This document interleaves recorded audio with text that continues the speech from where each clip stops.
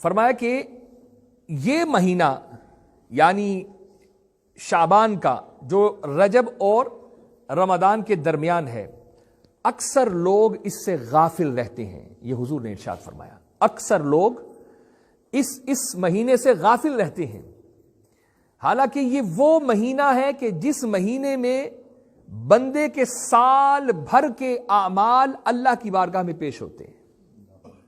یہ اتنا اہم مہینہ ہے شعبان المعظم.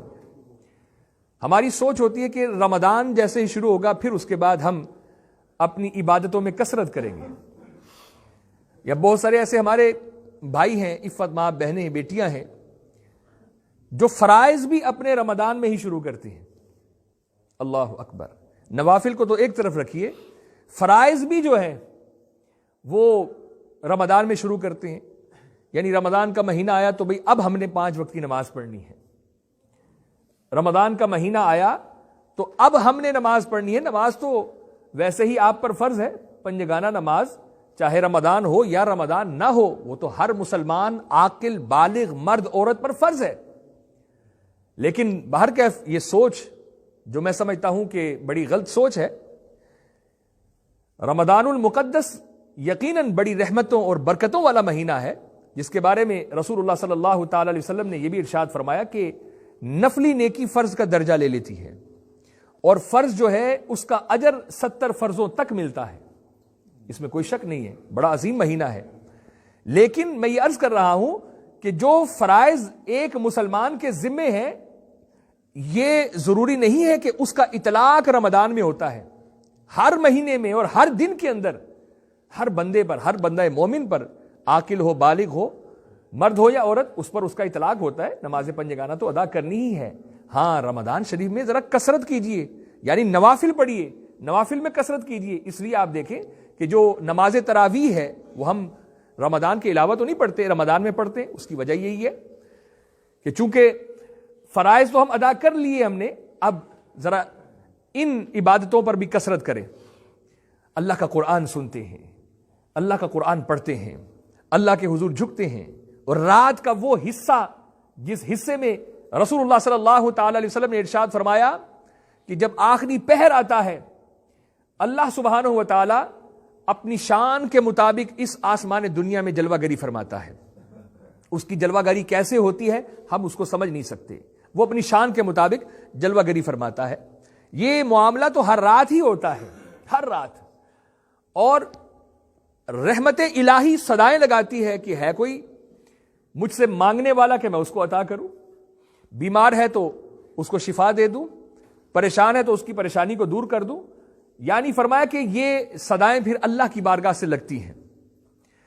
تو رمضان المقدس کی راتوں کے اندر خصوصی طور پر ہم تراویح کا اہتمام کرتے ہیں. اسی طرح سحری کا جو وقت ہوتا ہے اس وقت میں اٹھ کر تہجد کی نماز پڑھی جاتی ہے. پھر اللہ کے پیارے رسول صلی اللہ تعالی علیہ وسلم کی اس مبارک سنت یعنی سحری کو، اس سنت پر بھی عمل کیا جاتا ہے. تو یہ وہ خاص وقت ہوتا ہے جب اللہ تعالیٰ کی رحمتیں نازل ہو رہی ہوتی ہے. تو ہر مسلمان مرد و عورت ان رحمتوں میں سے اپنا حصہ لیتا ہے. لیکن آئیے اب واپس پلٹتے ہیں شعبان کی طرف. تو فرمایا اکثر لوگ شعبان میں غافل رہتے ہیں، حالانکہ یہ مہینہ بڑا اہم ہے. بلکہ میں ساتھ ہی ایک اور حدیث مبارکہ کو بھی جوڑنا چاہوں گا. حضرت اسامہ بن زید رضی اللہ تعالی عنہ یہ آقا کریم علیہ السلام سے سوال کرتے ہیں. یقیناً انہوں نے حضور صلی اللہ تعالی علیہ وسلم کے اس عمل کو دیکھا ہوگا تو سوال کیا. وہ عمل کیا تھا کہ اکثر آقا کریم علیہ السلام شعبان المعظم میں لگاتار روزے رکھتے، کثرت کے ساتھ روزے رکھتے. اور بلکہ ام المومنین سیدہ طیبہ طاہرہ عائشہ صدیقہ رضی اللہ تعالی عنہا فرماتی ہیں کہ میں نے دیکھا بسا اوقات تو رسول اللہ صلی اللہ تعالی علیہ وسلم شعبان کو رمضان کے ساتھ ملا دیتے، یعنی پورا مہینہ ہی روزے سے رہتے حتیٰ کہ رمضان آ جاتا. تو اس عمل کو حضرت اسامہ بن زید نے بھی دیکھا تو انہوں نے حضور صلی اللہ تعالی علیہ وسلم سے سوال کیا. اب سوال کیا یا رسول اللہ صلی اللہ علیہ وسلم، میں دیکھتا ہوں کہ شعبان میں آپ تسلسل کے ساتھ کثرت سے روزے رکھتے ہیں، اس کی کوئی خاص وجہ ہے؟ اس کی کوئی خاص وجہ ہے کہ تسلسل کے ساتھ کثرت سے آپ روزے رکھتے ہیں؟ آقا کریم علیہ السلام نے ارشاد فرمایا کہ ہاں اس کی وجہ یہ ہے کہ دیکھو سال بھر کے بندے کے جو اعمال ہوتے ہیں وہ اللہ کی بارگاہ میں اس مہینے میں پہنچائے جاتے ہیں، اللہ کے سامنے پیش ہوتے ہیں۔ تو آقا کریم علیہ السلام نے ارشاد فرمایا کہ میں یہ چاہتا ہوں کہ جب میرا نامہ اعمال بارگاہ الہی میں پیش ہو تو میں حالت روزے میں ہوں۔ اللہ اکبر، میں حالت روزے میں ہوں۔ ویسے ایک حدیث مبارکہ کا، بلکہ مختلف احادیث مبارکہ کو جمع کر کے ان کا خلاصہ عرض کر دیتا ہوں۔ یہ جو اللہ کی بارگاہ میں بندے کے نامہ اعمال پیش ہوتے ہیں نا، یہ ہر روز بھی ہوتے ہیں، روز کی بنیاد پر بھی ہوتے ہیں، روز کی بنیاد پر بھی ہوتے ہیں۔ ایک فجر کا وقت ہوتا ہے اور ایک عصر کے بعد کا وقت ہوتا ہے۔ اللہ اکبر، یعنی فجر کے وقت فرشتے آتے ہیں جو عصر تک ڈیوٹی دیتے ہیں، اس کے بعد پھر وہ فرشتے چلے جاتے ہیں، پھر نئے فرشتے آتے ہیں، پھر وہ صبح فجر تک ڈیوٹی دیتے ہیں۔ تو جو فرشتے اوپر جاتے ہیں ان سے پوچھا جاتا ہے کہ کس حال میں میرے بندے کو چھوڑ کے آیا، کس حال میں چھوڑ کے آیا؟ وہ پھر آگے کہتے ہیں کہ اللہ جب پہنچے تھے، اب فجر کا وقت تھا تو وہ نماز فجر پڑھ رہا تھا، یعنی حالت نماز میں تھا۔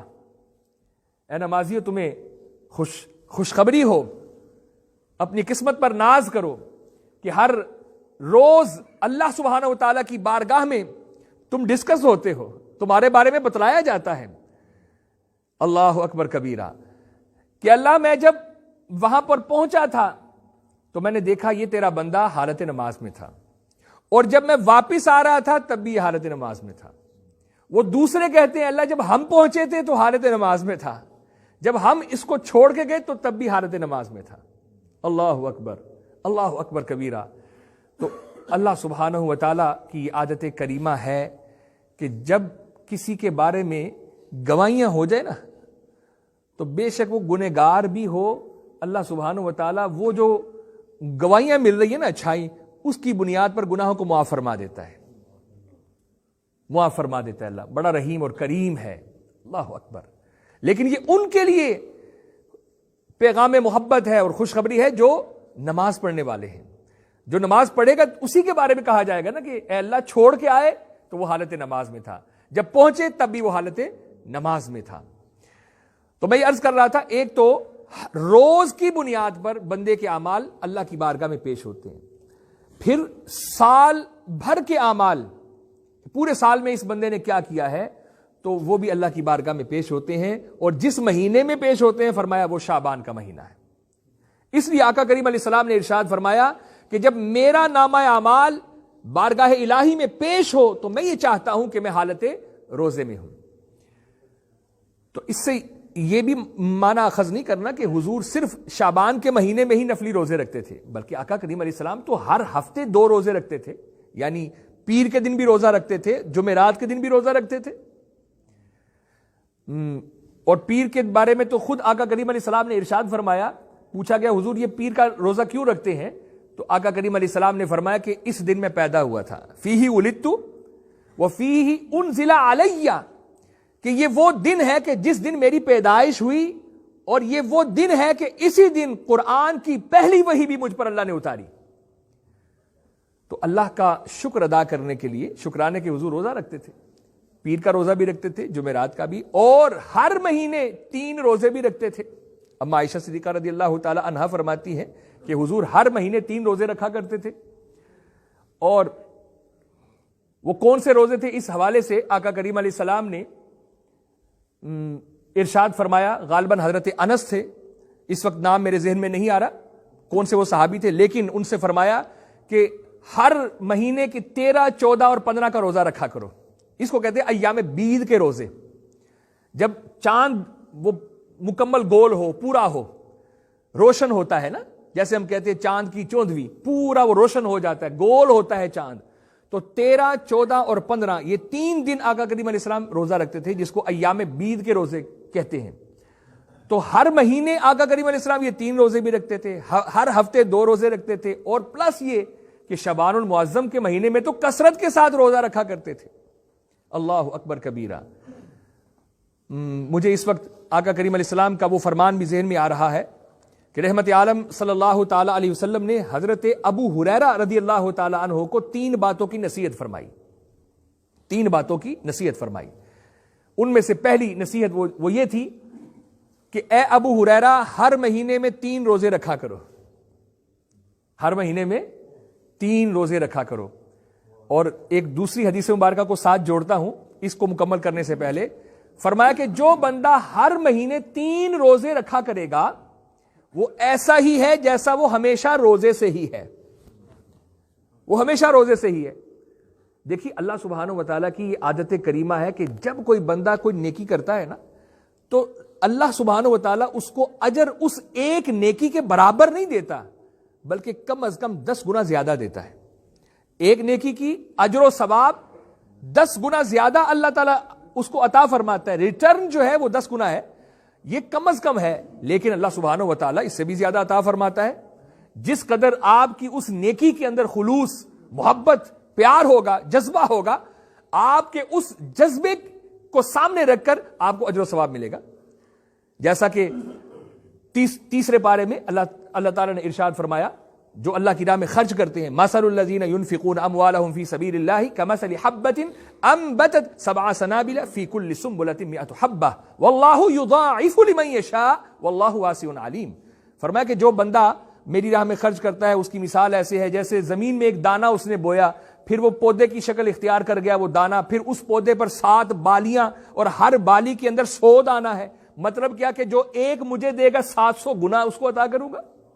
یعنی جس قدر آپ کی نیت، آپ کے جذبے کے اندر خلوص ہے اس کے مطابق اللہ سبحانہ و تعالیٰ آپ کو ریٹرن کرے گا. تو اس قرآن پاک کی آیت کے مطابق یہ فرمایا کہ 700 گنا، بلکہ جو آخری حصہ ہے اس آیت کریمہ کا جہاں پر آیت کریمہ مکمل ہو رہی ہے فرمایا واللہ یضاعف لمن یشاء، فرمایا اس سے بھی زیادہ عطا کر سکتا ہوں. اللہ تعالیٰ تو جب عطا فرماتا ہے تو وہ تو بغیر حساب عطا کرتا ہے. اس کے خزانے میں کون سی کمی ہے؟ اس کے خزانے میں کوئی کمی نہیں ہے. وہ فرماتا ہے جب میں عطا کرتا ہوں تو کوئی پیمانہ ایسا بنا ہی نہیں ہے جو اس کو ماپ سکے، کوئی تکڑی ایسی بنی نہیں ہے جو اس کو تول سکے. جب عطا کرتا ہوں تو بغیر حساب عطا کرتا ہوں. اللہ اکبر کبیرہ.